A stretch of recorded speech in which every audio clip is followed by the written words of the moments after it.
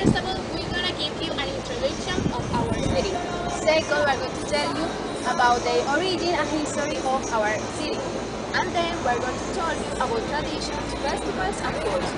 Due to that, we decided to come here to the Caribbean Museum and to go to some streets of our city. That's why we are going to go to the museum right now. Let's go! Barranquilla is the capital of the Atlántico department located in northern Colombia.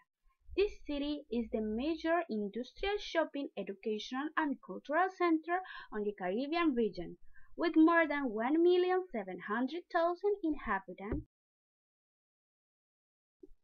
Barranquilla handles much coffee and petroleum from the interior, and cotton from the surrounding regions.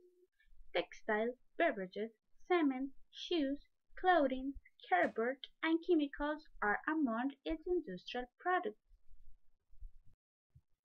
As well, the city offers the national education system in their levels of primary and secondary education.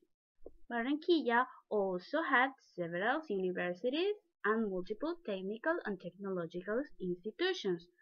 In recent decades, Barranquilla received a big number of students from other places, and educational opportunity has been achieved. This city, full of culture, is internationally known by the Carnival of Barranquilla, one of the most important folk and cultural festivals of Colombia. It is broadly recognized as one of the world's largest carnival, second only to the Carnival do Rio de Janeiro in Brazil. In November of 2003, UNESCO proclaimed it as one of the 28 different masterpieces of the oral and intangible heritage of humanity. Due to that, it is one of the most touristic cities in Colombia. Barranquilla is accessible by highway, sea, and the international airport Ernesto Cortizos, which is the first South American airport. On April 7, 1813, the city was legally erected as a village, which means that this year we are celebrating the bicentenary. Barranquilla's history dates back to 1533 when the Spanish were expanding their empire across the region and was along the route leading from Santa Marta to Cartagena de Indias. At the river now known as the Magdalena, there was at least two small locations for Indian canoes to dock which belonged to the governorate of Santa Marta.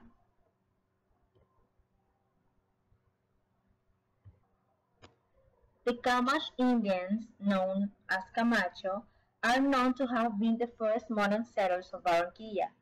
During the conquest and the colonization, Barranquilla was not a particularly interesting area for the Spanish authorities, as there was no sign of precious metals such as gold or silver, nor a large Indian population that would have justified the conquerors needing to control the area. However, in the mid-1500s, the Spanish monarchy gave Captain Domingo de Santa Cruz care for the welfare of the local Indians. However, on his death, the Indians were taken by another local Spanish leader. Barranquilla's settlement or foundation can be traced back to at least 1629. At this time, cattle farmers looking for somewhere for their herds to graze during a prolonged drought settled in the area of Sabanitas de Camacho. In this area, founded by San Nicolás de Tolentino, the workers who were free and not slaves, but which were under his care in the Spanish system, were allowed to build their own homes so they could work on their own land and support their own families. Local farming activity was an important stimulus for the growth of the settlement, as it attracted a great number of people that found jobs in the daily activities of the farm. In 1681, the area could be considered as a small village known as Barranca de San Nicolás, Barranca meaning being a slope, and Quilla signifying little after that. However, the residents of the city now commemorate the city's foundation as the day when Barranquilla was legally established as a village. The parties, the music, and the dancing of Caribbean region form an expressive universe where the imagination and memory are very important. In this creative place, the women and men are seen as unique people. In Caribbean celebrations, people celebrate their traditions wearing costumes and makeup, dancing, remembering the past, enjoying the present, and imagining the future. For example, the music of Caribbean region has been as diverse as changing. Also, the music shows the different contexts and lifestyles of principal characters in the history. The most important traditions in Barranquilla are the parties and the festivals. Those are collective expressions of happiness, where people meet keeping the identity and inviting other communities to build new relationships and better each time. For example, they feel free to be equals and different at the same time. Another relevant aspect of Barranquilla's culture is the food. Yeah, the food for Barranquilleros is very important and diverse at the same time. For example, all Barranquilleros have eaten fried fish, coconut ice, sancocho, and mud of cheese. Those recipes have been influenced by recipes from other cultures, but have been modified by Barranquilleros.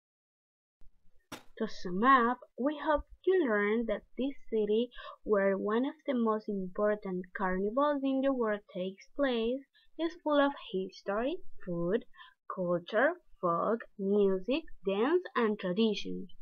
We also have to emphasize in the importance of the industry and the education for the city. Another thing to point out is that the first residents of the city now commemorate the city's foundation as the date when Barranquilla was legally established as a village, April 7, 1813. Also, immigrants arrived by boat from Europe, Middle East, and Asia. Those immigrants have helped provide a diverse population in Barranquilla. Another thing that we can see is that the Caribbean culture is really spontaneous. For example, Barranquilleros enjoy their celebrations. Also, we can see that they feel proud to be costeños because they introduce their lifestyle in the music and traditions. Well, that's all for today. We hope you enjoy and learn about Barranquilla's culture. Thanks for watching. Bye.